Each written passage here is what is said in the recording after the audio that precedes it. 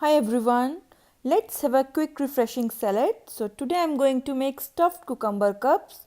For ingredients, I have used one English cucumber, tomatoes, cottage cheese, lettuce, green capsicum, red cabbage and mayonnaise, black pepper and salt.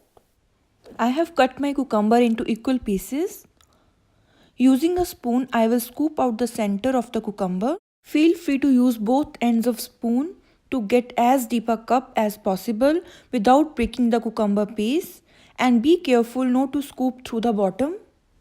I have created a well in each cucumber and form a cup. In a mixing bowl, adding lettuce, green capsicum, red cabbage, cottage cheese and tomatoes, and mixing all together. Adding mayonnaise, give it a good mix. You may add any keto-friendly veggies which you eat in salad. Adding salt and pepper according to your taste. Mixing everything together. Stuffing the mixture into the cucumber cups one by one.